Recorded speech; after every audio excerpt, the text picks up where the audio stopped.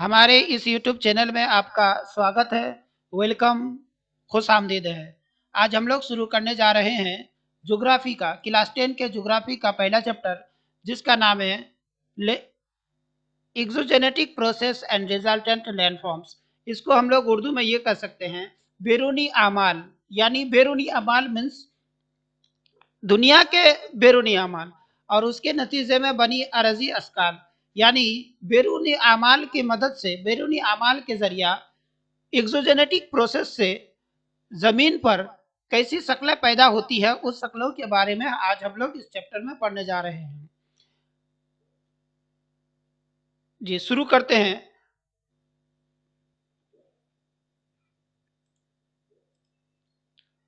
ये जो आप लोगों के सामने जो चार्ट है, चार्ट को हम लोग समझेंगे। चार्ट की मदद से हम लोग इस चैप्टर को समझेंगे।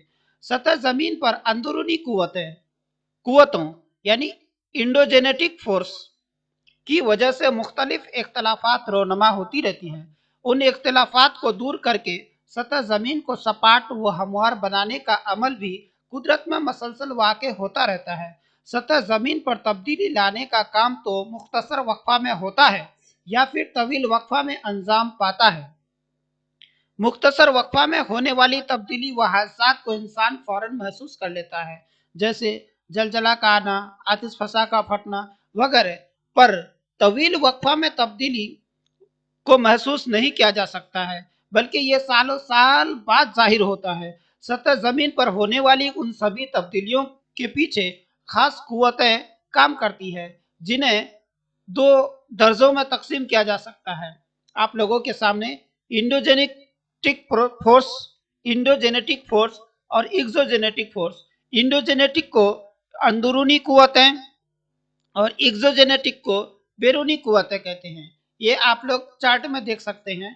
इंडोजेनेटिक फोर्स और एक्सोजेनेटिक फोर्स, ये दो तरह के फोर्सेस के जरिया, कुव्वतों के जरिया जमीन के ऊपर में बैरूनी जमीन के ऊपर में मुख्तलिफ किस्म के अस्काल पैदा होते हैं। जैसे इंडोजेनेटिक फोर्सेस क्या है? वह कुव्वतें यानी वो फोर्स जो जमीन के अंदर से पैदा होती है, इसे अंदरूनी कुव्वतें कहते हैं। जैसे जलजला, जलजला कहाँ से पैदा होता है? जलजला जमीन के अंदर से पैदा होता है, इसे हम लोग अंदरूनी कुव्वतें कहते हैं। अंदरूनी कुव्वतें दो तरह के फोर्सेस से होते हैं, डायस्ट्रोफिज्म सार्डिन, और सार्डिन दो फोर्सेस से होती है, अर्थक्वेक, वोल्केनो। और ये जो डायस्ट्रोफिज्म देख रहे हैं, डायस्ट्रोफिज्म दो प्रोसेस होते हैं, दो तरह के फोर्सेस होते हैं, एपी ऑर्गेनिक और ऑर्गेनिक। एपी ऑर्गेनिक को दो फोर्सेस में बांटा गया है, अपवर्ड एंड डाउनवर्ड। ऑर्गेनिक को दो फोर्सेस में बांटा गया है, टेंशंस एंड कंप्रेशंस। उसी तरह दूसरी तरफ हम लोगों के सामने जो है एक्सोजेनेटिक प्रोसेस। यानी एक्सोजेनेटिक प्रोसेस किसे कहते हैं? आइए जानते हैं एक्सोजेनेटिक प्रोसेस के बारे में। ये जो आप लोग एक्सोजेनेटिक देख रहे हैं, एक्सोजेनेटिक प्रोसेस किसे कहते हैं?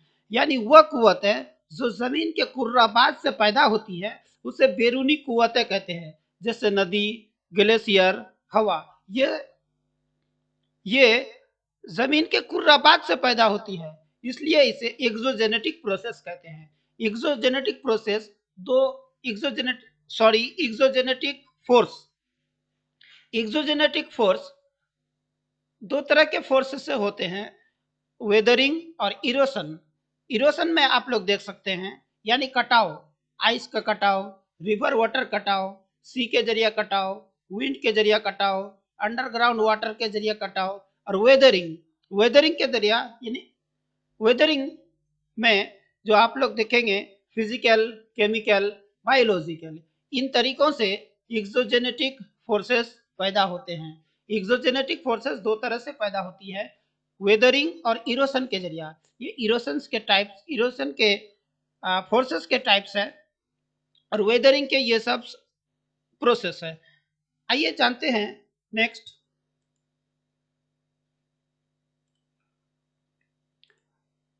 अब हम लोग जानेंगे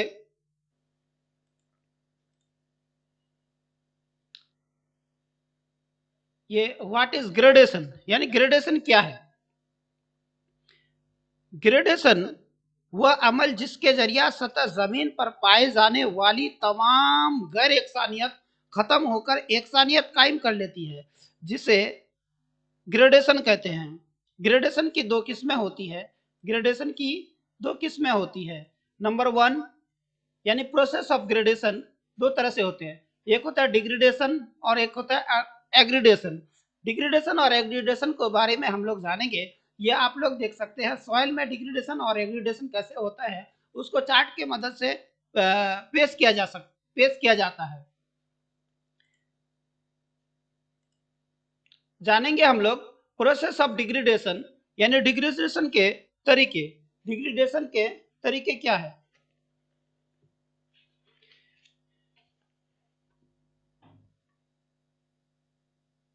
डिग्रेडेशन वह अमल जो बैरूनी कारकुन जैसे सूरज की रोशनी रोजाना मिलती है, हवा, पानी, बारिश, बर्फानी, दरिया वगैरह के जरिया कट छट कर सतह जमीन को पस्त करने में मशगूल रहते हैं, इसे डिग्रेडेशन कहते हैं। डिग्रेडेशन किसे कहते हैं? वह बैरूनी अमल या कारकुन जिससे जैसे कि सूरज, हवा, पानी, बारिश, बर्फबारी, दरिया वगैरह के जरिया कट छट कर जमीन को पस्त करने में मशगूल रहते हैं, उसे डिग्रेडेशन कहते हैं। डिग्रेडेशन के दो तरह के होते हैं, एक होते हैं इरोशन और दूसरा होता है वेदरिंग। इरोशन के इरोशन इरोशन और वेदरिंग, उसके बाद बाकी जो सब बताने को रह गया है आप लोगों को, उसको क्लास में नोट्स लिखा दिए जाएंगे। और जो चीज बताने के तो बहुत सारी चीजें हैं, इसमें वीडियो के जरिए आप लोगों को सिर्फ चैप्टर के मुताबिक तस्वर यानी कॉन्सेप्ट को पेश कर रहे हैं कि ये चैप्टर क्या है, इस चैप्टर में कैसा है, इस चैप्टर में क्या क्या पढ़ते हैं हम लोग, और ये चैप्टर में जो तस्वीर वगैरह हैं इसके जरिए आप लोगों के सामने पेश कर रहे हैं। और बाकी जो इंपॉर्टेंट चीजें होते हैं वो क्लास में नोट्स में लिखा दिए जाएंगे।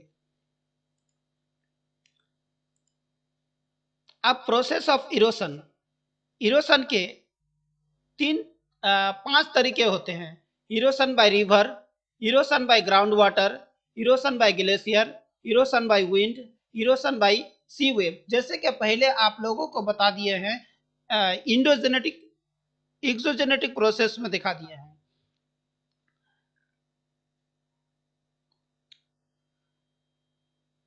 उसके बाद हम लोग पढ़ेंगे, ये आप लोग देख सकते हैं हवा के जरिया यानी इरोशन बाय विंड, यानी रेगिस्तानी इलाकों में इस तरह के जब कोई सख्त चट्टान होते हैं और उसमें बालू बालू होते हैं, जब हवा आती है तो पूरे बालुओं को लेकर चले जाते हैं और ये जो सख्त चट्टान होते हैं वो खड़े रहते हैं, ये इरोशन होता है। इसके जरिया भी एक विंड इरोशन के जरिया ये शकल आप लोगों के सामने पेश होते हैं और हम लोग इसको देख पाते हैं रेगिस्तानी इलाकों में।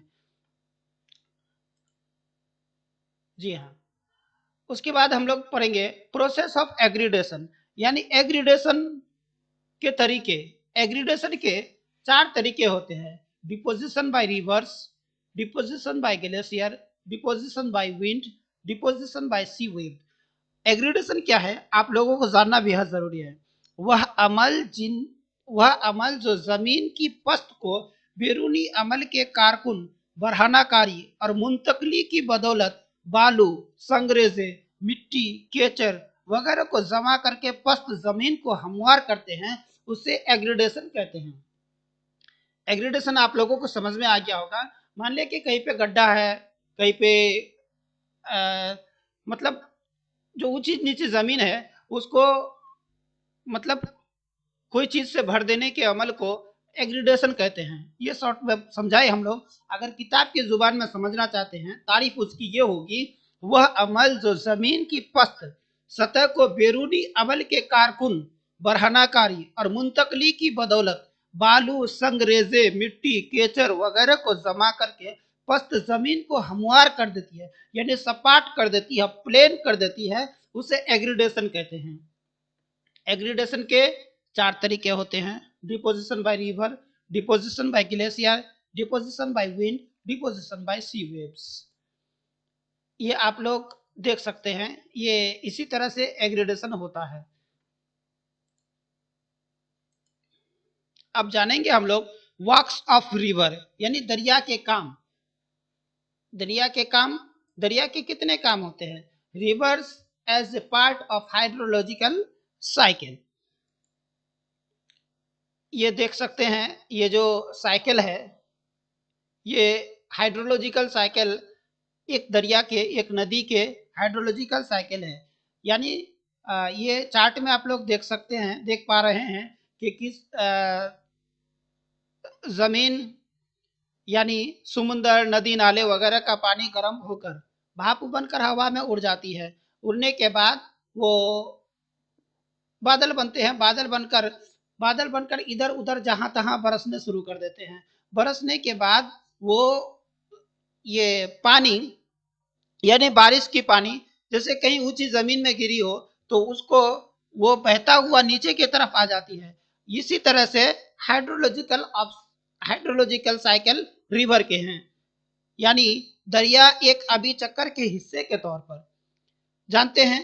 कुर्रा खाक यानी लिथोस्फियर, और कुर्रा आब यानी हाइड्रोस्फियर, कुर्रा फिजा यानी एटमॉस्फियर, ये तीनों को मिलाकर ही हाइड्रोलॉजिकल साइकिल ऑफ रिवर है। यानी पूरी जमीन पर मौजूद पानी, ठोस, रकीक और गैस तीन हालतों में पाई जाती है। पानी की कितनी किस्म? पानी तीन हालतों में पाई जाती है: ठोस, रकीक, gas, solid, liquid and gas, जिनकी मिकदार बदलती रहती है। समुद्र में मौजूद पानी इवापोरेशन के अमल की वजह से कुर्राबात के जरिया समुद्र के पानी को सतह जमीन पर लाया जाता है। यह पानी बारिश की शक्ल में सतह जमीन तक पहुंचता है। यह पानी बारिश की शक्ल में सतह जमीन पर पहुंचता है। इस तरह से हासिल पानी सतह जमीन से प्यूस्त होकर नीचे चला जाता है। जैसे कि मैंने आप लोगों को चार्ट में दिखाया है, वहां ये जमीन दोज़ाब की शक्ल अख्तियार कर लेता है। ज्यादातर पानी सतह जमीन पर बहने लगता है और दरिया की शक्ल अख्तियार कर लेता है, जैसे कि आप लोगों को बताए। अब ये बहता हुआ और दरिया का पानी फिर समुद्र में जा मिलता है, मिलना ही है। जहां से निकला था वही तो जाना ही है। उसी तरह सतह जमीन पर मौजूद पानी की मिकदार मसलसल एक अभी चक्कर में बदलता रहता है। पानी की इसी अभी चक्कर को अभी यानी हाइड्रोलॉजिकल साइकिल कहते हैं, या अभी साइकिल या वाटर साइकिल कहते हैं। अमूमन जैसे कि आप लोगों को बता दें, आप लोग यूं समझते हैं जैसे कि हम लोग, कोई बच्चा स्कूल जाता है तो घर से निकलता है स्कूल के लिए। स्कूल में पढ़ने के बाद, दोस्तों से मुलाकात करने के बाद, दुकान में नाश्ता वगैरह करने के बाद, मुख्तलिफ तरह के क्लास करने के बाद, वर्चुअल फिजिकल एजुकेशन दौड़ धाप करने के बाद, फिर उसी रास्ते के जरिया फिर उसी रास्ते के जरिया क्या होता है, फिर घर लौटता है। ये क्या है? स्कूल साइकिल, यानी रोजाना के एक बच्चे के रोजाना स्कूल साइकिल। उसी तरह से हाइड्रोलॉजिकल साइकिल एक नदी के भी है। अमूमन हर साल 3,25,600 मकअब किलोमीटर पानी समुद्र से भाप बनकर कुर्रा फिजा में पहुंच जाता है। नोट करें, 3,25,600 मकअब किलोमीटर पानी समुद्र से भाप बनकर फिजा में पहुंच जाता है, यानी आसमान में पहुंच जाता है। उस तरह कुर्रा खाक पर झील, तालाब, नदी वगैरह की शक्ल में मौजूद अभी जराया से 61,025 मकअब किलोमीटर भाप बनकर कुर्रा फिजा में वापस पहुंचता है। इसमें से बारिश की मुख्तलिफ शक्ल में 98,000 मकअब किलोमीटर पानी सतह जमीन को हासिल होता है। इस तरह ये आया है कि कुर्रा खाक को मिलने वाला पानी सतह जमीन से भाप बनने वाले पानी के मुकाबले ज्यादा होते हैं। पानी के बेशतर मिकदार बहते पानी की शक्ल में समुद्र में वापस चला जाता है। जैसे बच्चा का घर से स्कूल के लिए रवाना होना, स्कूल की छुट्टी होने के बाद फिर घर वापस आ जाना। अब हम लोग जानेंगे rivers mouth, rivers from source to mouth, यानी नदी जहां से निकलता है उसको मुनबा कहते हैं उर्दू में। सोर्स से लेकर माउथ तक नदी के बारे में हम लोग जानेंगे। ये आप लोगों के सामने जो चार्ट है, ये सोर्स से लेकर यानी जहां से नदी पैदा होती है, ओरिजिनेट होती है, उत्पन्न होती है या निकलती है, उसके बाद माउथ तक यानी किसी समुद्री इलाके में, समुद्र में कहाँ, जैसे कि कोई नदी नदी में मिल जाता है, इसके बारे में हम लोग पढ़ेंगे इस पार्ट में। जहां से नदी निकलती है यानी जहां से नदी एक मोइन ढाल के मुताबिक बहती है, उसे नदी का मुनबा या सोर्स कहते हैं। नदियों का मुनबा झील, बर्फानी दरिया, बारिश का पानी या झरने हो सकते हैं। वह मकाम जहां नदी पहुंचकर खत्म हो जाती है उसे माउथ कहते हैं, यानी वह मकाम जहां नदी पहुंचकर खत्म हो जाती है उसको मुंह कहते हैं। उल्टा हुआ ना, उल्टा लग रहा है ना। हम लोग तो ऐसे जानते हैं कि मुंह हुआ शुरू और जो खत्म है, जो आखिरी है, जो दुम है, उसको खत्म कहते हैं। यहाँ पे है सोर्स शुरू, नदी का जो सोर्स है वो नदी सोर्स से शुरू होता है, माउथ पे जाके खत्म हो जाता है। नदियों का मुनबा झेल, जो सॉरी, नदी का दहाना समुंदर हो सकता है या रेगिस्तान में खुश्क हो सकता है। नदी का जो माउथ है वो समुंदर भी हो सकता है या समुंदर में, समुंदर की ढेर सारी बालू में वो नदी खो भी सकते हैं, यानी गुम भी हो सकते हैं। अगरचे कहीं कहीं झीलें या दलदली जमीन भी दहाना का मकाम ले लेते हैं। मावन नदी जब खास नदी से मिलती है तो उसे संगम कहते हैं।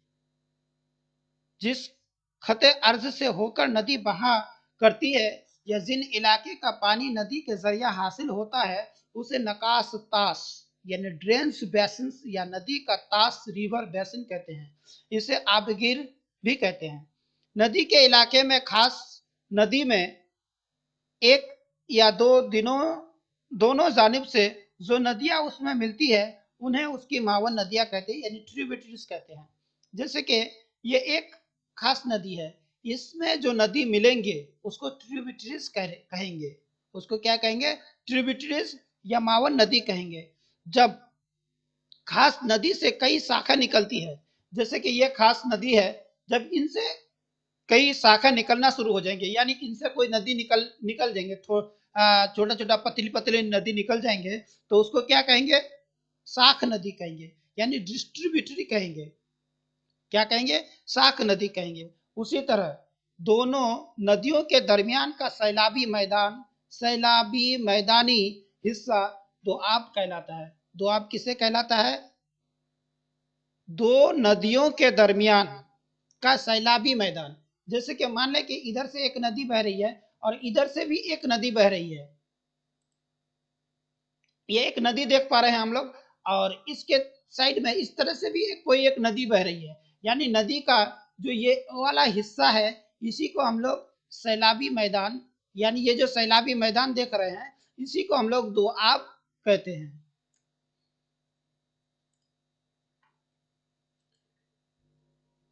जब एक नदी का तास यानी रिवर बेसिन दूसरी नदी के तास से यानी बेसिन से जिस बुलंद जमीन के जरिया जुदा होता है तो उस नदी का तकसीम कार वाटर शेड और डिवाइड और इन्फ्लुएंस ऑफ रिवर कहते हैं। मुनबा से दहाने तक के सफर के रास्ते को गुजर आब कोर्स भी कहते हैं। बाकी जो चीज रह गया है इसको हम लोग क्लास नोट्स में लिखा दिए जाएंगे। उसके बाद हम लोग जानेंगे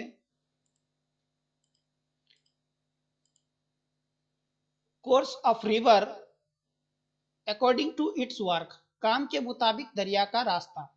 काम के मुताबिक दरिया के रास्ते कितने होते हैं? काम के मुताबिक दरिया के जो रास्ते होते हैं तीन तरह के होते हैं: upper course, middle course, lower course. Upper course यानी सोर्स से लेकर मिडिल कोर्स के दरमियानी हिस्से को अपर कोर्स कहते हैं, अपर कोर्स से लेकर लोअर कोर्स के हिस्से को मिडिल कोर्स कहते हैं, और मिडिल कोर्स के बाद जो हिस्सा नदी का जो हिस्सा माउथ तक होता है उसको लोअर कोर्स कहते हैं। उर्दू में अगर हम लोग समझना चाहें, उर्दू में अगर हम लोग कहें तो कह सकते हैं बालाई या पहाड़ी मरहला। अपर कोर्स को हम लोग बालाई या पहाड़ी मरहला कहते हैं। ये बालाई मीन्स ऊंचाई, ये पहाड़ी मरहले होते हैं, ये अक्सर पहाड़ी में ही देखा जाता है। जब कोई नदी निकलती है तो ऊंची ऊंची जगह से ना निकलती है तो उसको हम लोग बालाई या पहाड़ी मरहला कहते हैं। उसके बाद जो दरमियानी या मैदानी मरहला, या मैदानी मरहला, ये जो आप लोग देख सकते हैं इसको कहते हैं दरमियानी या मैदानी मरहला।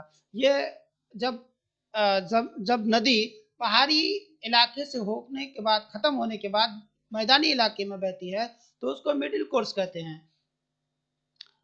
उसके बाद जो जेरी या डेल्टाई मरहला, उसके बाद मिडिल कोर्स के बाद जो इलाका होता है, जो नदी का मरहला है, उसको डेल्टाई मरहला कहते हैं। और आप लोग देख पाएंगे कि बालाई मरहला में भी सेफ्ट वैली होते हैं। बालाई मरहला को, अपर कोर्स को यूथ स्टेज यानी जवानी, नौजवानी मरहला कहते हैं। क्यों? क्योंकि इसमें नदी के जो बहाव होती है बहुत तेज होती है। इसमें झरना देखे जा सकते हैं, भी शकल की वैली देखे जा सकते हैं, गार्स कैनिन, आबसार और आबसार कुंड वगैरह शक्लों की तख्लीक होती है इनसे। उसके बाद हम लोग जानेंगे मिडिल कोर्स में। मिडिल कोर्स को हम लोग मैच्योरिटी स्टेज कहते हैं, यानी पुख्तगी का मरहला, यानी नौजवानी के बाद जो मरहला होता है उसको पुख्तगी का मरहला कहते हैं। इसमें कटाव और जमाव की वजह से इस मरहले में सैलाबी पंख, मेंढर, बेल की नाल नमा झेल और सैलाबी मैदान जैसी शक्लें बनती हैं। लोअर कोर्स को हम लोग लोअर डेल्टिक कोर्स भी कहते हैं। इसको हम लोग ओल्ड स्टेज यानी बुढ़ापा का स्टेज कहते हैं, क्योंकि इस कोर्स में, इस मरहले में नदी जो है, दरिया जो है, सुस्त रफ्तार से बहती है। सुस्त रफ्तार से बहने की वजह से इसमें डेल्टा बनते हैं, कैफनमा खाड़ी बनते हैं। नदियों की शाखाओं की पैदाइश इसी मरहले से होती है, इसी मरहले में, इसी कोर्स में होते हैं। ये आप लोगों के सामने अपर कोर्स को यूथ स्टेज कहते हैं। इसमें भी सेफ्ट वैली, जॉर्ज कैनिन, वाटरफॉल वगैरह देखने को मिलेंगे। उसके बाद मिडिल कोर्स में हम लोग मिडिल कोर्स को मैच्योरिटी स्टेज भी कहते हैं।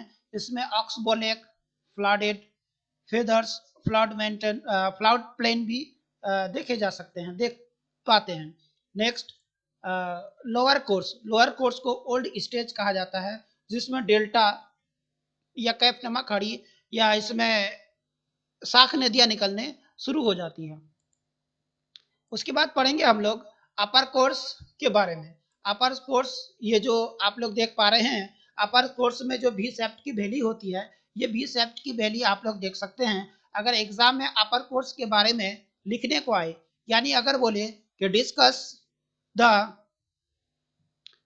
Course of river according to its works, तो आप लोग लिखेंगे upper course, middle course, lower course. Course के साथ यानी इनके साथ आप लोगों को आप लोग अगर तस्वीर बढ़िया से बना देते हैं तो अच्छे नंबर हासिल हो सकते हैं।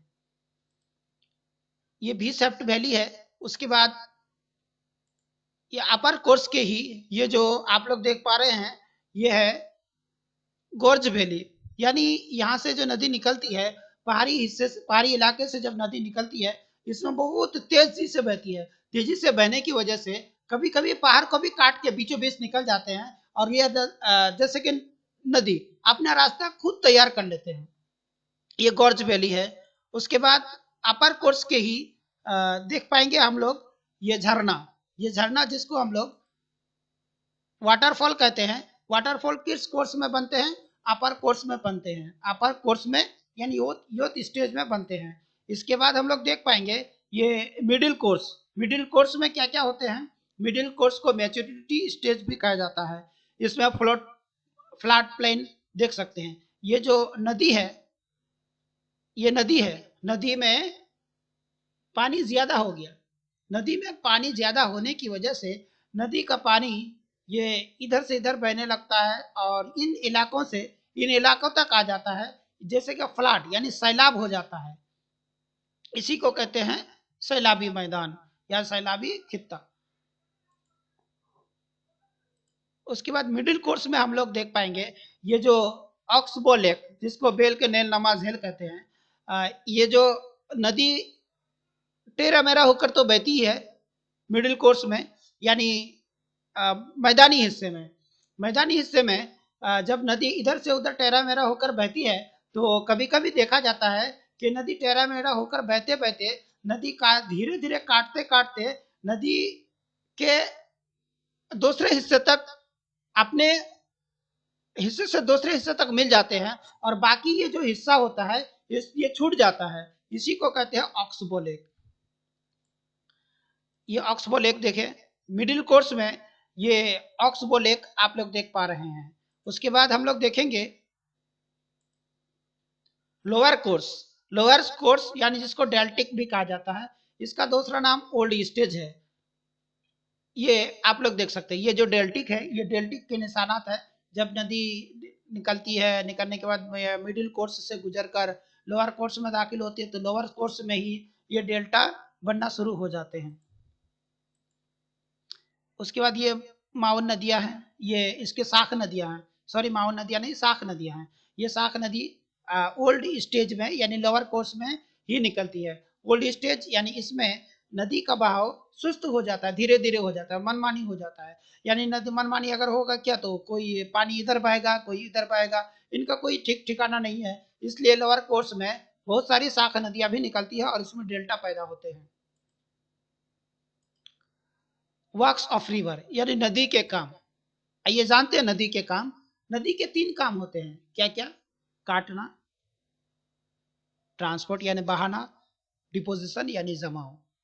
जैसे कि आप लोग देख सकते हैं process at work from the source to mouth of river, 3 process are taking place. ये ये कार्टून की तरह, कार्टून की मदद से आप लोगों को दिखाया गया है ताकि आप लोगों को याद रहे कि ये नदी है, मान ले कि इंसान नदी है, ये कार्टून को नदी तस्वर करिए। माने कि एक जो कार्टून है ये नदी है। नदी पहले क्या करता है? रिवर इरोशन यानी काटता है। नदी अगर बहेगा किसी तो पहले क्या करेगा? अपना रास्ता ही ना तैयार करेगा।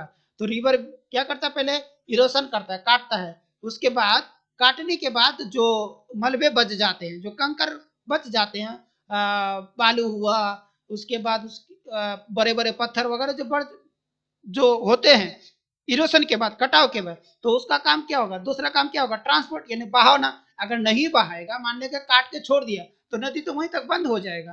तो उसको नदी के रवानी को जारी रखने के लिए नदी अपने धारे की मदद से, अपने रवानी की मदद से उन मलबों को, उन पत्थरों को ट्रांसपोर्ट करता है, यानी एक जगह से दूसरी जगह ले जाना शुरू कर जाता है। यानी बहाना, बहाव यानी एक जगह से दूसरी जगह मुंतकिल कहते हैं। उसके बाद क्या कहेगा? ये जो मिडिल, ये उसके बाद लोअर कोर्स में, जैसे कि आप लोग पहले समझे लोअर कोर्स में क्या होता है? यानी दरिया का आखिरी मरहला को लोअर स्टेज कहते हैं, यानी ओल्ड स्टेज कहते हैं। उसमें दरिया की रवानी सुस्त हो जाती है। अगर सुस्त हो जाएगा तो वो तो नदी खुद बहने में कमजोर हो जाएगा, मोहताज हो जाएगा। तो उसके साथ जो मलबे आते हैं, पत्थर, उसके बाद बड़े बड़े पत्थर हुआ, चट्टान हुआ, बालू हुआ, तो अपना बहाव कम होने की वजह से, कि रवानी कम होने की वजह से ये नदी क्या करते हैं? इन चीजों को डिपोजिशन करना शुरू कर देते हैं, यानी नदी के साइड में जमाव शुरू कर देते हैं, जिसकी वजह से डेल्टा बनते हैं। उसके बाद हम लोग जानेंगे मैकेनिज्म ऑफ इरोशन, कटाव का तरीका। कटाव का तरीका क्या है? कटाव के तरीके 4 तरीके के होते हैं: एब्रेशन, सोल्यूशन, हाइड्रोलिक एक्शन और एट्रिशन। इन सब के बारे में आपको क्लास में नोट्स लिखा दिए जाएंगे और अभी शॉर्टकट में यूं समझे। एब्रेशन, एब्रेशन किसको कहते हैं?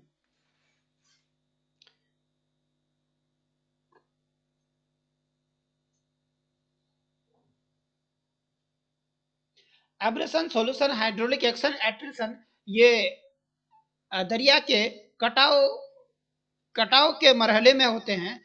ये आप लोग तस्वीर में ये देख सकते हैं कि ये रहा तस्वीर, जैसे कि क्या पढ़े, attrition, abrasion, solution and hydraulic action. ये जो नदी में जो इस तरह के कटाव होते हैं, तब ये छोटे छोटे ये बड़े बड़े उसके बाद सोल्यूशन होते हैं। ये सोल्यूशन को आप लोग नहीं देख पा रहे हैं, ये सोल्यूशन बहुत बारीकी होते हैं। ये एट्रेशन है, उसके बाद ये एब्रेशन है। एब्रेशन इन पत्थरों को कहा जाता है। उसके बाद हाइड्रोलिक एक्शन, ये जो दरार पड़ जाते हैं इसको हाइड्रोलिक एक्शन कहते हैं। उसके बाद हम लोग जानेंगे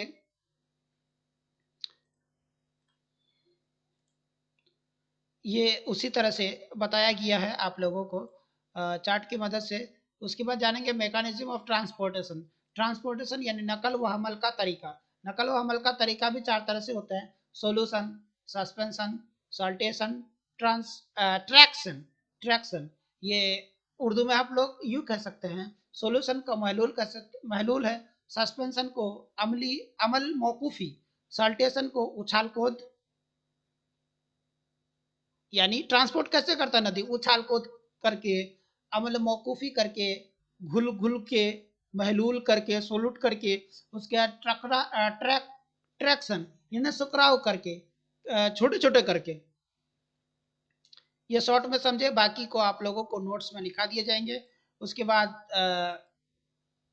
ये जो आप लोग देख पा रहे हैं मैकेनिज्म ऑफ ट्रांजिशन ट्रांसपोर्टेशन, जैसे कि आप लोग देखें सोल्यूशन, सोल्यूशन का भी ये सोल्यूशन, ये जो आप लोग देख रहे हैं इन तरीके को सोल्यूशन कहते हैं। यानी यहाँ से बहाव इस तरह से बहा के लेके जा रहा है, ये आगे लेके जा रहा है, इसको कहते हैं सोल्यूशन। और ट्रैक्शन कैसे किसे कहते हैं, घूम घूम के ले जाना, घूम घूम के ले जाना, घूम घूम के ले जाना, इसको कहते हैं ट्रैक्शन। और सस्पेंशन किसे कहते हैं, पानी के माध्यम से यानी दरमियान से बहाव को सस्पेंशन कहते हैं। ये सॉल्यूशन को आप लोग दिखाई नहीं किया है, सॉल्यूशन बहुत ही बारीक होता है। उसको घुल घुल घुल के सस्पेंशन को छोटी छोटी बारीक बारीक करके उसको घुल के महलूल करके बहा बहा के लेके जाता है। उसके बाद पढ़ेंगे हम लोग, जानेंगे ये दोस्त की तस्वीर आप लोग बखूबी देख सकते हैं, यहाँ पे अच्छी तरह से समझाया गया है। सॉल्यूशन यानी सॉल्यूशन कहाँ पे है, ये रहा सॉल्यूशन, यानी घुल के, यानी महलूल की शक्ल में लेके जाते हैं पानी। ये पूरा पानी है, ये महलूल की शक्ल में लेके जाते हैं किसको, जो कटाव के बाद जो चीज पैदा हुए थे उनको इस तरह से लेके जाते हैं। सस्पेंशन यानी इस तरह से लेके जाते हैं, जैसे कि हम लोग मछली पकड़ने जाते हैं तो जाल में कुछ इस तरह से मिट्टी आते हैं, कोई बड़ा मिट्टी आता है, कोई छोटे छोटे मिट्टी आते हैं, कोई टुकड़े टुकड़े मिट्टी आते हैं, कोई घोला मिट्टी, तो कोई घोल होता है, यानी पानी जो घुल्लाटे होते हैं, यानी पानी मिट्टी वाले हो जाते हैं, तो वो जो होते हैं उसको सॉल्यूशन कहते हैं। सॉल्टेशन यानी कभी कभी हम लोग देखते हैं जब मछली पकड़ने जाते हैं तो जाल जब लगाते हैं तो क्या होते हैं कि ये सॉल्टेशन यानी छोटे छोटे बाल, छोटे छोटे मिट्टी के टुकड़े आ जाते हैं, कभी कभी बड़े बड़े मिट्टी के टुकड़े आ जाते हैं, इसी तरह से आते हैं, इसी तरह से मिट्टी भाव समझते हैं। ये लोग आसानी से समझते हैं, जो लोग मछली पकड़ते हैं बरसात के मौसम में इसको आसानी से समझ पाएंगे। उसके बाद हम लोग जानेंगे मैकेनिज्म ऑफ डिपोजिशन, यानी दरिया के जमा करने का तरीकाकार।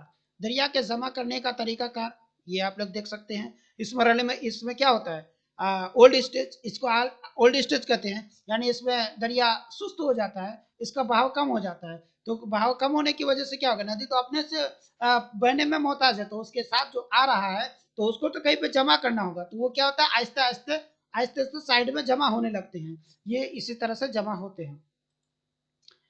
उसके बाद हम लोग जानेंगे ये ये भी डिपोजिशन के मैकेनिज्म्स हैं।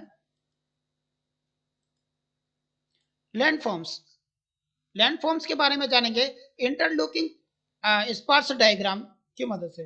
ये आप लोग देख सकते हैं, ये इंटरलॉकिंग स्पर्श डायग्राम है लैंडफॉर्म्स का।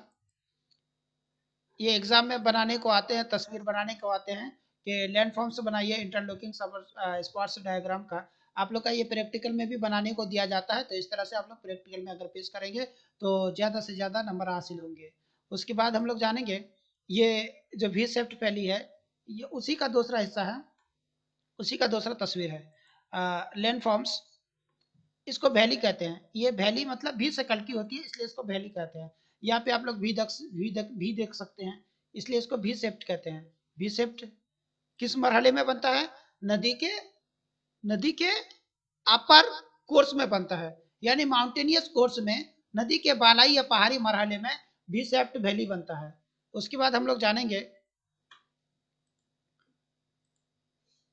ये जो आप लोग देख पा रहे हैं, इसको पोर्टहोल्स डायग्राम कहते हैं। एग्जाम में आ सकता है कि पोर्टहोल डायग्राम्स किसे कहते हैं? Write notes on pothole diagram. तो पोर्ट्स नोट्स होल डायग्राम के बारे में अगर आए पूछे तो लिखने के साथ साथ इनकी ये तस्वीर अगर बना देंगे तो नंबर कहीं नहीं जाएगा, नंबर देना ही देना है, एग्जामिनर को नंबर देना ही देना है। पोर्टहोल डायग्राम्स के बारे में, पोर्टहोल डायग्राम आप लोगों के सामने तस्वीर पेश किया गया है। ये इसके बारे में हम लोग जानते हैं कि पहाड़ी हिस्से में जब नदी के बहाव के राह में नरम चट्टान का कुछ हिस्सा आ जाता है, समझ गए होंगे। जैसे कि ये नदी बह रहा है, ये नदी ऐसे ही बह रहा है, इधर से इधर जा रहा है, तो ये जो सख्त चट्टान है, ये जो हार्ड चट्टान है, ये भी हार्ड चट्टान है, इसके दरमियान एक नरम चट्टान पड़ गया, तो नरम चट्टान क्या होगा? दरिया क्या करेगा? तो नरम चट्टान को काट के, यानी इनके साथ जो मलबे होते हैं, जो पत्थर वगैरह होते हैं, बालू वगैरह होते हैं, उनको भी उसी तरह से बहा कर लेके जाएंगे। तो इसके बाद यहाँ पे ये जो गड्ढा बन जाता है, इसी को कहते हैं पोर्टहोल्स डायग्राम। इससे वहां गड्ढा बन जाता है, इस गड्ढे में कंकर पत्थर रोरे जमा होते रहते हैं, जो अभी लहरों के साथ चक्कर लगाने लगता है, जिससे वह गड्ढा ज्यादा चौड़ा और गहरा हो जाता है। ऐसे गड्ढों को ही पोर्टहोल्स कहते हैं। जैसे कि अक्सर आप लोग देखे होंगे कि कोई आदमी नदी में नहाने के दौरान नदी के जो चक्राव होते हैं, यानी जिस इस हिस्से में नदी इस तरह से घूमने लगते हैं, नदी का पानी इस तरह से घूमने लगते हैं, तो इस जब कोई आदमी, तैरने वाला आदमी या नहाने वाला आदमी इस घुमाव में आ जाते हैं, नदी के इस घुमाव में आ जाते हैं, तो इस गड्ढा में जाके गिर जाते हैं। तो गिरने के बाद इसमें जो कंकर वगैरह पत्थर वगैरह होते हैं, इसमें दब जाते हैं। दब जाने के बाद जैसे आदमी निकलने नहीं पाता कभी, या तो आप लोग इस तरह से देख सकते हैं, ये कभी कभी इस तरह से गड्ढे बन जाते हैं, जिसकी वजह से ये पानी का जो घुमाव है, उस आदमी को इधर घुमा देता है। घुमाने की वजह से आदमी यहाँ से नहीं निकल पाता है। नहीं निकल पाने की वजह से यहाँ पे आदमी की दम घुट कर मौत हो जाती है। मौत होने के बाद आदमी का पानी खाकर बाहर तैरने लगता है। इसी तरह से इस चीज में अक्सर आदमी को मौत होने का खबर सुनने को मिलता है। ये बहुत ही इंपॉर्टेंस है, land forms port holes diagram, जो एग्जाम में काफी आते हैं और एग्जाम में आने का चांसेस है। उसके बाद जानेंगे हम लोग गॉर्ज। गार्ज, ये जो गार्ज है, यानी ये जमीन, ये यानी ये पानी आ रही है, नदी की पानी आ रही है, आने के बाद क्या करते हैं, सख्त चट्टान तो खड़े रह जाते हैं, और जो नरम चट्टान होते हैं वो कट जाते हैं, कटने के बाद बहाव हो जाते हैं। तो इस तरह की जो शकल अख्तियार कर लेते हैं, इसको गोर्ज कहते हैं। उसके बाद land forms formed in the middle और plain course of a river, यानी मिडिल कोर्स में बनने वाले जमीन के अरजिस स्काल, ये आप लोग देख सकते हैं। मिडिल मिडिल कोर्स में, यानी प्लेन कोर्स में, नदी के मिडिल कोर्स में एलेवियल फेन, ये एलेवियल फेन अक्सर एग्जाम में इसका डायग्राम करने को आता है, तो इसका डायग्राम प्रैक्टिकल में भी आता है, इसलिए इस तरह से प्रैक्टिकल बना सकते हैं। ये एलेवियल फेन है। उसके बाद ये जो आप लोगों के सामने आ रहा है फ्लड प्लेन के बारे में आप लोगों को बता दिए हैं। मान ले कि ये नदी, इस नदी में जैसे कि आप लोगों के घर के साइड से या इलाके में अगर कोई नदी होगा, तो जब बरसात के मौसम में या सैलाब के मौसम में जब नदी का पानी ओवरफ्लो हो जाता है, ओवरफ्लो होने के बाद ये नदी का पानी ये पूरे इलाकों को, यानी जहां तहां तक नीचे जाने का मौका है, नदी का पानी वहां तक चले जाता है। इसी को ही फ्लड प्लेन कहते हैं, सैलाबी मैदान कहते हैं। Landforms formed in the lower of a river, यानी निचली सतह में ये जो एस्चुरी बनता है, डेल्टा बनता है। एस्चुरी यानी जिस नदी में डेल्टा नहीं बनता उसमें एस्चुरी बनता है, यानी एस्चुरी आप लोग देख सकते हैं इस तरह से बनता है। शॉर्ट में समझाया गया है, शॉर्टकट में इसको तफसील से क्लास में नोट्स लिखा दिए जाएंगे। और जी उसके बाद देखिए ये डेल्टा और एस्चुरी जो होते हैं ये लोअर कोर्स में ही बनते हैं, आप लोगों को पहले भी बता दिया गया है। डेल्टा यानी डिस्ट्रीब्यूटरी चैनल्स, ये जो नदियां हैं डिस्ट्रीब्यूटरी चैनल्स है, ये शॉर्ट लाइन्स है। उसके बाद टाइप्स ऑफ डेल्टा, डेल्टा की कितनी किस्में होती है, डेल्टा की कितनी किस्में होती है, तो आइए जानते हैं डेल्टा की किस्मों के बारे में। बनावट के एतबार से डेल्टा को मंदरजा झील, डेल्टा को 3 खास हिस्सों में तकसीम किया गया है। डेल्टा को 3 हिस्सों में तकसीम किया गया है। डेल्टा को एग्जाम में आ सकता है, वेरी वेरी इंपॉर्टेंट है। What are the types of delta, write on या discuss each on. Types of delta, delta की 3 किस्में होती है। बनावट के लिहाज से डेल्टा की 3 किस्में होती है। क्या क्या? एर्क्यूट डेल्टा यानी कासनमा डेल्टा, एर्क्यूट डेल्टा आप लोग देख सकते हैं, यह है एर्क्यूट डेल्टा, यह है एर्क्यूट डेल्टा। ये जो डेल्टा आप लोग देख सकते हैं, ये जो डेल्टा है इसको एर्क्यूट डेल्टा कहते हैं। Have a rounded shape and lots of distributaries.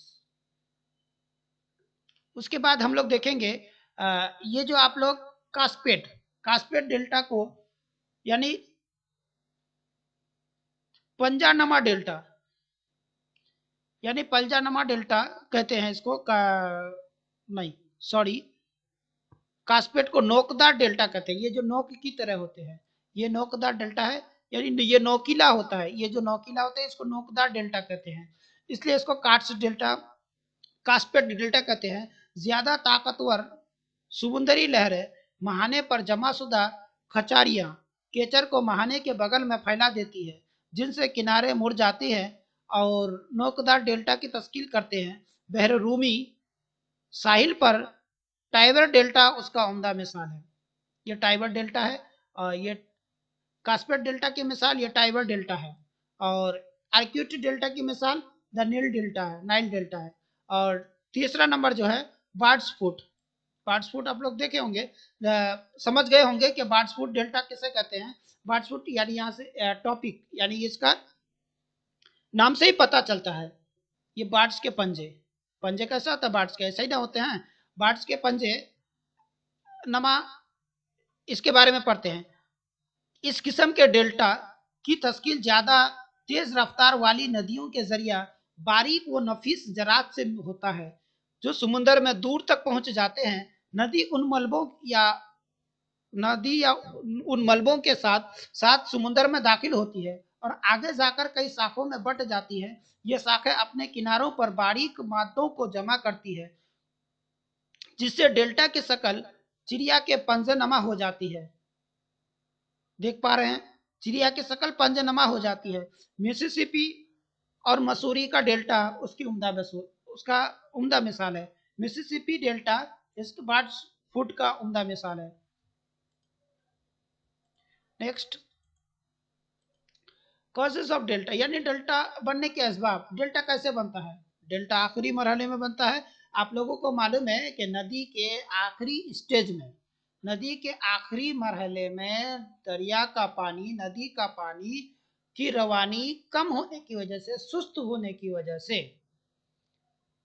यानी जब समुद्र में मिलना हो या बालू के ढेर में खो जाना हो, गुम हो जाना हो, तो उसमें क्या होता है, कभी पानी इधर भागता है, कोई पानी का हिस्सा इधर गया, किस पानी का हिस्सा, यानी पतली पतली धारा तैयार कर लेती है, जिससे ये जो समुद्री इलाके में, ये समुद्र है, ये क्या है, समुद्र है, सादा वाला हिस्सा समुद्र देख पा रहे हैं।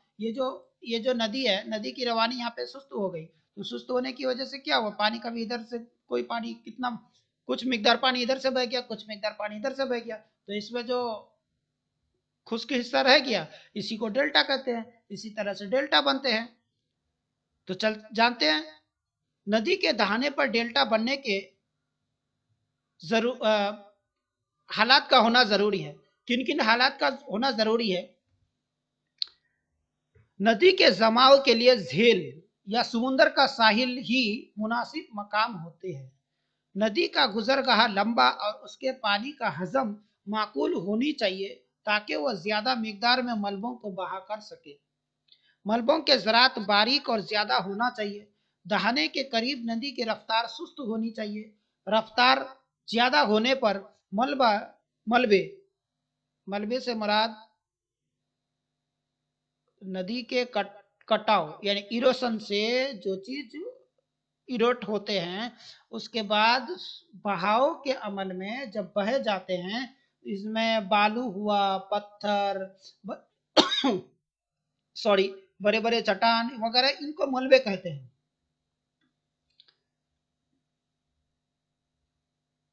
समुद्र में दूर तक पहुंच जाता है। नदी के दहाने पर ज्वार या तिरंगों का अमल ज्यादा नहीं होनी चाहिए। ऐसी हालात में डेल्टा डेल्टा की तश्कील में रुकावट पैदा होती है। समुद्र का साहिल नमूदार होना चाहिए। गर्क आब अमल से आज़ाद होना चाहिए। नदी में मावन दरिया की तादाद ज़्यादा होनी चाहिए जिससे वह ज़्यादा मकदार में मलबों को मुहैया करा सके। डेल्टा से मिलने वाला समुद्र उथला होना चाहिए ताकि मलबों का बहाव आसानी से न हो सके। ये जाने हम लोग डेल्टा बनने के असबाब, डेल्टा बनने के वजह आप लोग देख पा रहे हैं। डेल्टा बनने के वजह और डेल्टा बनने के वजह के बारे में आप लोगों को बता चुके हैं। उसके बाद जानेंगे global warming. Global warming global warming आप लोग पहले भी जानते हैं। और ये ग्लोबल वार्मिंग, ये जो सिंबल है आप लोग देख सकते हैं, इधर तापमान सही है यानी टेम्परेचर सही है, जिसकी वजह से ये पेड़ का ये हिस्सा हरा भरा है, हरा भरा है। यानी ग्लोबल वार्मिंग क्या है? टेम्परेचर बढ़ जाना। टेम्परेचर दुनिया में अगर टेम्परेचर बढ़ जाएगा तो क्या होगा? हर चीज में असर असर देखने को मिलेगा। जैसे यहाँ पे पेड़ में असर दिखाया गया है, तो ये इंसानों पर भी देखने को मिलता है, कीड़े मकोड़े सभी मखलूकात में देखने को मिलता है अगर टेम्परेचर बढ़ जाए तो इधर का जो हिस्सा है, तो इधर के हिस्से में टेम्परेचर सही है, तो टेम्परेचर सही होने की वजह से इधर का हिस्सा हरा भरा है। और इधर टेम्परेचर ज्यादा होने की वजह से ये हिस्सा खुश्क हो चुका है और जमीन ड्राउट हो चुका है, खुश्क हो चुके हैं। ये इसी को ही ग्लोबल वार्मिंग कहते हैं। जानते हो ग्लोबल वार्मिंग के बारे में? ग्लोबल वार्मिंग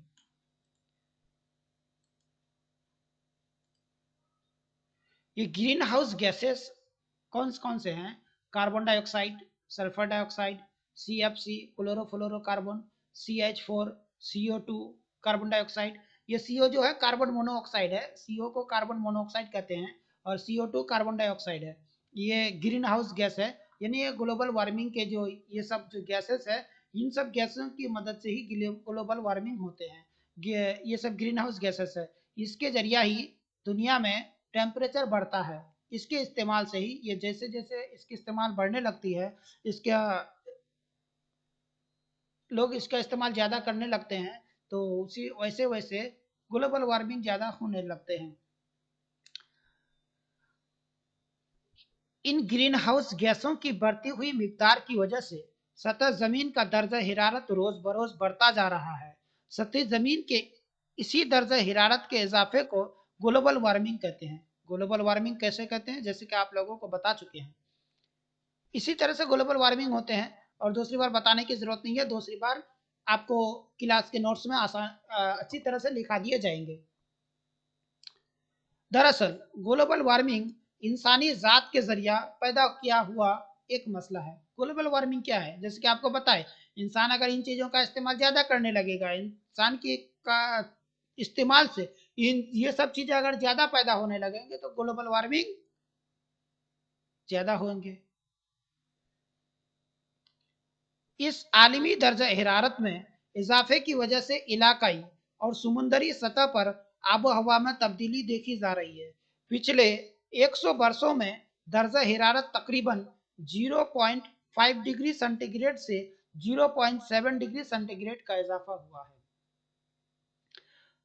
सुंदरबन का खित्ता 3 नदियों, सुंदरबन का खित्ता जो 3 नदियों पर मुश्तमिल है, गंगा, ब्रह्मपुत्र और मेघना के डेल्टाई खित्तों में तकरीबन 9630 मुरब्बा किलोमीटर में फैली हुई है। ये दुनिया का सबसे बड़ा डेल्टा है।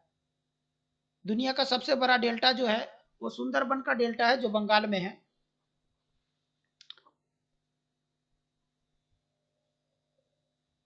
होने के साथ साथ दुनिया का सबसे बड़ा मैंग्रोव जंगलात का इलाका भी है।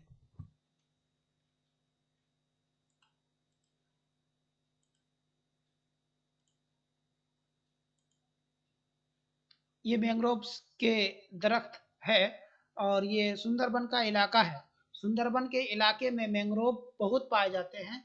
मैंग्रोव पाए जाने की वजह से, मैंग्रोव के दरख्त पाए जाने की वजह से सुंदरबन की खूबसूरती और भी बढ़ने लग गई है। अब ग्लोबल वार्मिंग की वजह से सुंदरबन के इलाके में क्या असर होते हैं, क्या असर देखे जाते हैं, आइए जानते हैं। इस इलाके पर ग्लोबल वार्मिंग का काफी बड़ा बुरा असर देखने को मिल रहा है, जो आप लोगों के सामने पेश करने जा रहे हैं। ये जो आप लोग तस्वीर देख रहे हैं, ग्लोबल वार्मिंग की ही वजह से ये जो सुंदरबन के मायानाज जंगल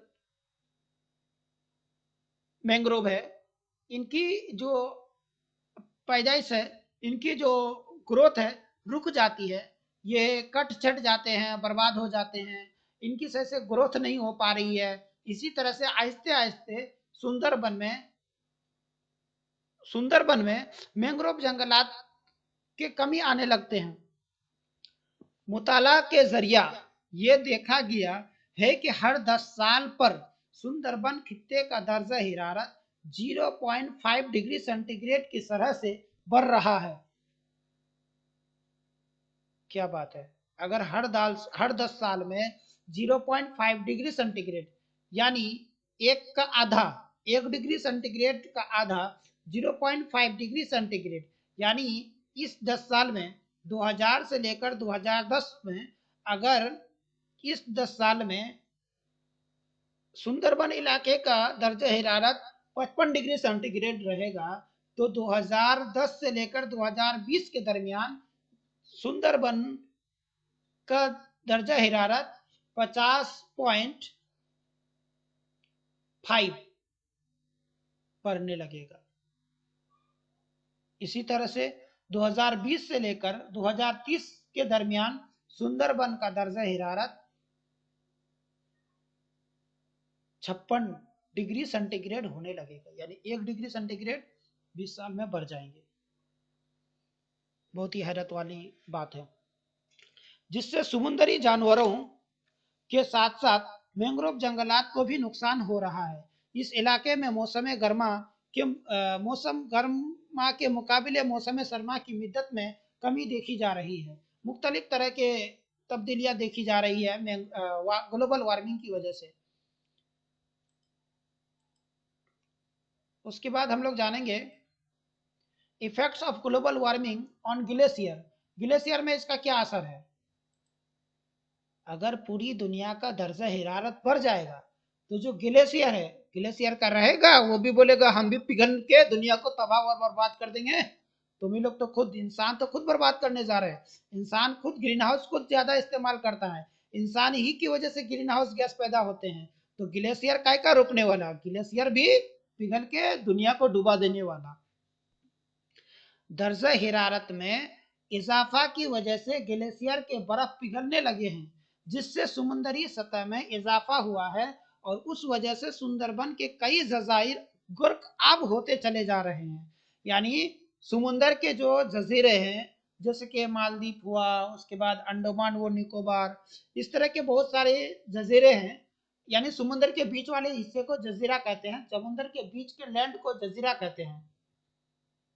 अगर ग्लेशियर पिघलने लगेगा तो समुद्र में पानी का जो लेयर है वो ऊपर उठ जाएगा। ऊपर उठने से क्या होगा, जो जजीरा है वो डूबने लगेगा ऑटोमेटिकली। यही तो है इंसान की कार अमल, इंसान का काम। Effects of global warming on land fertile. जाहिर सी बात है कि अगर ग्लोबल वार्मिंग बढ़ेगा तो खेती बाड़ी कम होगी, खेती बाड़ी कम होगी तो इंसान कम खाएगा पिएगा, इंसान मरेगा ज्यादा। तो ये global warming on land fertile. समुद्री सतह से उठने की वजह से पानी में नमकियत की मिकदार बढ़ रही है, जिससे मिट्टी की कुव्वते जरखेज ज़ाया होती चली जा रही है, जिससे मैंग्रोव के जंगलात की बालिदगी की राह में रुकावट हाइल हो रही है। यही नहीं बल्कि उसके साथ उस इलाके में पैदा होने वाले फसलों पर भी बुरा असर पड़ रहा है। ग्रीन हाउस गैस बढ़ेगा तो क्या होगा, खेती बाड़ी कम होगी, खेती बाड़ी जमीन फर्टाइल, जमीन में नमकियत बढ़ जाएगी। समुद्र का पानी अगर बढ़ जाएगा तो समुद्र का जो नमकीन पानी है वो खेती बाड़ी वाले इलाके में यानी खेती बाड़ी के जमीन में वो पानी चढ़ जाएगा। चढ़ने से क्या होगा, मिट्टी में नमकियत यानी साल्टेशन पैदा हो जाएंगे। साल्टेशन तो साल्टेशन अगर होगा तो नमक में कौन सा चीज उगता है, नमक में अगर कोई चीज उगता तो समुद्री इलाके में अच्छी खासी खेती बाड़ी होती। नमक में समुद्री इलाके में समुद्र के किनारे सिर्फ नारियल के दरख्त उगते हैं, नारियल खा के जिंदगी में थोड़ी जिंदा रह पाएगा। इंसान को जिंदा रहने के लिए ये अनाज, तरह तरह के अनाज, धान, उसके बाद गेहूं, भुट्टा और भी तरह तरह के अनाज खाकर जिंदा रहने, तरह तरह के अनाज की जरूरत पड़ती है इंसान को जिंदा रहने के लिए रोजमर्रा जिंदगी में। उसके बाद जानेंगे हम लोग effects of global warming on cyclone. आप लोगों को पता है, आप लोगों को मालूम है कि दिन ब दिन साइक्लोन बढ़ता जा रहा है, साल दर साल साइक्लोन की तादाद, साइक्लोन का स्पीड, साइक्लोन्स की तबाही बढ़ती जा रही है। क्यों? ग्लोबल वार्मिंग की वजह से। ग्लोबल वार्मिंग कैसे होता है, इंसान ही ना पैदा करता है। इंसान के मदद से अगर carbon monoxide, sulphur dioxide, CFC, SH4, CO2 वगैरह नहीं पैदा होंगे, इंसान अगर पेड़ पौधे ज्यादा मिकदार में लगाना शुरू करेंगे, इंसान अगर गाड़ियों का इस्तेमाल यानी धुआंधार गाड़ियों का इस्तेमाल कम करेंगे, तो इन सब ये ग्रीन हाउस गैसेस नहीं पैदा होंगे और इनसे ये सब चीज हम लोगों को देखने को नहीं मिलेगा। दिन ब दिन जो पैदा मौसम में तब्दीली, ग्लेशियर का पिघलना, समुद्र में समुद्र की लेयर यानी पानी की सतह का बढ़ना, खेती बाड़ी में कमी आना, जमीन में एसिडिटी पैदा होना, नमकियत पैदा होना, ये सब कहाँ से होता है, ग्रीन हाउस गैसेस से ना होता है, ग्लोबल वार्मिंग ही से ना होता है। ये साइक्लोन के बारे में जानिए। नबातात की बालिदगी में कमी की वजह से सुंदरबन के इलाके में उठने वाली गुर्द गुबार, साइक्लोन, गुर्द गुबार को क्या कहते हैं, साइक्लोन कहते हैं, का खदशा इतना बढ़ता जा रहा है जिससे वहां जानो माल का काफी नुकसान का सामना करना पड़ता है। जैसे कि सुंदरबन इलाका कहाँ है, समुद्र के साहिल में है, समुद्र के साइड में है। अगर समुद्र से जो तूफान आने लगती है, तूफान की पैदाइश कहाँ से होती है, समुद्र से होती है। समुद्र से जो तूफान, जब तूफान पैदा होकर खुश्क की तरफ बहने लगती है, लैंड की तरफ बहने लगती है, तो लैंड में यानी समुद्र के साहिली इलाके में पेड़ पौधे ज्यादा तादाद में न होने की वजह से वह यानी तूफान आबादी वाले के इलाके में घुस जाते हैं, जिससे तहस नहस कर देते हैं, घर वो बर्बाद, खेतों खलियान बर्बाद कर देते हैं, इंसान का रहना पीना सहना सब कुछ तितर बितर कर देते हैं। जैसे आप लोगों को देखने को मिल रहा है कोलकाता के ये दीघा साइड में। ये क्यों होता है, यानी सुंदरबन का सुंदरबन में जो मैंग्रोव जंगलात है, मैंग्रोव जंगलात आहिस्ते आहिस्ते खत्म होना शुरू हो गए हैं, उनका पैदाइश रुक गई है, आहिस्ते आहिस्ते उसका मैंग्रोव दरख्त आहिस्ते आहिस्ते गिरना शुरू हो गए हैं, खत्म मर रहे हैं। तो मरने से क्या होगा? तो मैं तूफान को कौन रोकता है? तूफान को पेड़ पौधे ही ना रोकते हैं। अगर समुद्र के साहिली इलाके में पेड़ पौधे न होंगे तो तूफान की रफ्तार ज्यादा होगी, ज्यादा होने से आबादी वाले इलाके में तूफान घुस जाएंगे, घुसने से क्या होगा? तहस नहस बर्बादी होगी। तो ये कौन करता है? इंसान से ही ना होता है, इंसान ही इसका असल जिम्मेदार है। इंसान अगर धुएंदार गाड़ी का इस्तेमाल न करे, एसी वगैरह का इस्तेमाल कम करे और फ्रिज वगैरह का इस्तेमाल कम करे, जलावन का इस्तेमाल, धुआं का इस्तेमाल कम करे, तो ग्लोबल वार्मिंग आसानी से ऑटोमेटिकली रुक जाएगी। ग्लोबल वार्मिंग को रोकने के लिए अगर पेड़ पौधे लगाए जाए, यानी इन गैसों को कंट्रोल करने के लिए अगर पेड़ पौधे लगाए जाए ज्यादा मिकदार में, सरकार की तरफ से योजना भी चल रही है, सबुज साथी योजना, वेस्ट बंगाल गवर्नमेंट की तरफ से सबुज साथी योजना चल रही है, हर पंचायत में, हर इलाके में चलाए जा रहे हैं, जिससे काफी मिकदार में पेड़ पौधे लगाए जा रहे हैं। पेड़ पौधे लगाने का मकसद क्या है? पेड़ पौधे लगाने का मकसद है कि ग्लोबल वार्मिंग को रोकना। अगर पेड़ पौधे ज्यादा होंगे तो कार्बन डाइऑक्साइड को पेड़ पौधे क्या करेगा? कार्बन डाइऑक्साइड पेड़ पौधे को लेगा, लेने के बाद ऑक्सीजन छोड़ेगा, तो इसी तरह से क्लाइमेट, आबोहवा अच्छा हो जाएंगे, साफ सुथरा हो जाएंगे। उसके बाद जानते हैं हम लोग effects of global warming on cultivation. ये बहुत बुरा असर है, कल्टीवेशन में इसका बहुत बुरा असर, ये आप लोग देख सकते हैं। अगर ग्लोबल वार्मिंग होंगे, पानी ना होना, बारिश का पानी ना होना, क्या है? ग्लोबल वार्मिंग की वजह से। बारिश का पानी अगर ना हो तो पंप सेट की मदद से किसान कितना खेती बाड़ी करेगा? कितना हद तक खेती बाड़ी करेगा? अगर पंप सेट की मदद से किसान खेती बाड़ी करेंगे तो ज्यादा लागत आएंगे, तो ज्यादा लागत आने से फसल की कीमत ज्यादा होगी, तो ज्यादा फसल की कीमत थोड़ी ना मिलता है। तो ये बारिश न होने की वजह से ये सूखा पड़ गया है, दरख्त पौधे मर रहे हैं, ये लोग भुट्टा के खेत मर गए हैं ग्लोबल वार्मिंग की वजह से। ग्लोबल वार्मिंग की वजह से बारिश भी डोल हो रही है, यानी कम होने लगी है, जिसका बुरा असर काश्तकारी पर पड़ रहा है। वीडियो को आखिर तक देखने के लिए आप लोगों का बहुत बहुत शुक्रिया। मजीद वीडियो आप लोगों के पास पेश करने के लिए मेरे चैनल को लाइक, शेयर और सब्सक्राइब करें और बेल आइकन को दबाना न भूलें। आप लोगों को वीडियो कैसा लगा कमेंट्स करके ज़रूर बताएं।